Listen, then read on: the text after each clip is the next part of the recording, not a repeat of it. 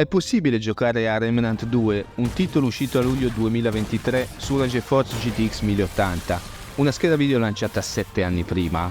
Siccome non vi voglio far perdere tempo, vi dico subito che la risposta è sì.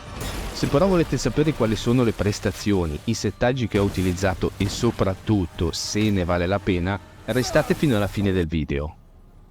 2 parole di numero sul gioco. Remnant 2 è un videogioco di ruolo d'azione e come il suo predecessore Remnant from the Ashes è uno sparatutto in terza persona ispirato ai videogiochi Souls-like.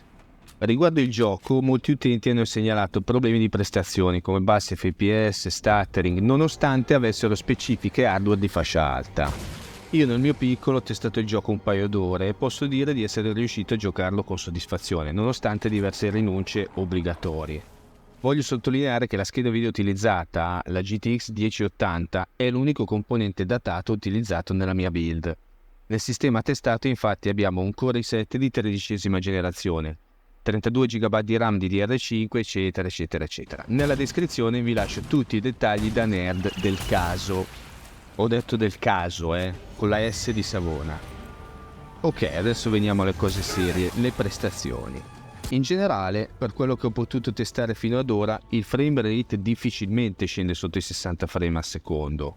In molte sezioni di gioco ho potuto riscontrare valori sensibilmente maggiori, fino ad arrivare in zona 90-100 frame nelle aree più ristrette. Nelle zone più aperte ed ampie, come ad esempio nel World 13, che è tipo una base operativa, difficilmente scendiamo sotto i 60 frame al secondo, arrivando ad un minimo di 50-55 solo in alcuni casi particolari.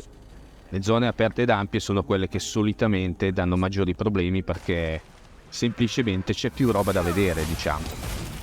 In missione invece, anche nelle fasi di gioco più frenetiche, il frame rate si mantiene tra i 60 e i 70 fps. Se hai visto il video fino a qua ci tengo a ringraziarti. A sto punto fai una bella cosa, iscriviti al mio canale e attiva le notifiche. In questo modo non ti perderai i prossimi contenuti che pubblicherò inerenti a questo gioco e ad altri titoli.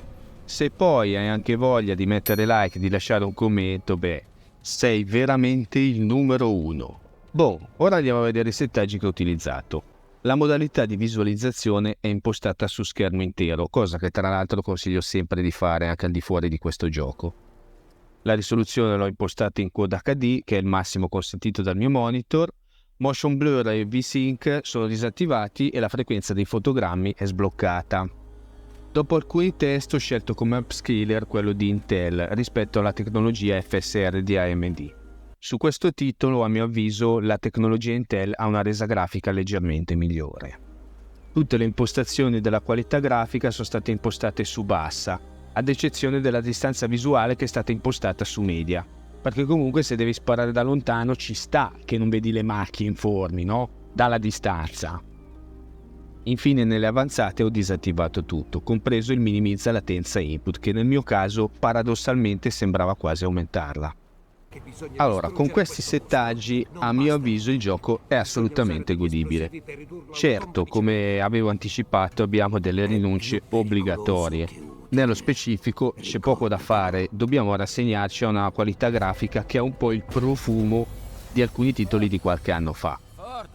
Concludendo, ne vale la pena? La risposta a questa domanda è assolutamente personale. Pur avendo giocato il titolo per poco tempo, posso dire che a mio avviso siamo di fronte ad un gioco sicuramente interessante come minimo. Per come vivo io il gaming, rinuncio ben volentieri a un po' di dettagli e qualità visiva, per avere in cambio fluidità e un'esperienza di gioco divertente. Chiaramente è inutile nascondersi dietro un dito. Con una scheda video al passo coi tempi l'esperienza di gioco ne gioverebbe mica poco. Ma al momento la mia configurazione è questa qua e io sono un fan del fare funzionare al meglio quello che si ha a disposizione. L'esperienza non sarà di sicuro ottimale, ma secondo me sarebbe un peccato privarmi di giocare ad un titolo interessante e con potenziale solo ed esclusivamente per motivi di qualità grafica. Questa è la mia opinione, ma alla fine però conta solo una cosa nella vita. Fate quel cazzo che volete!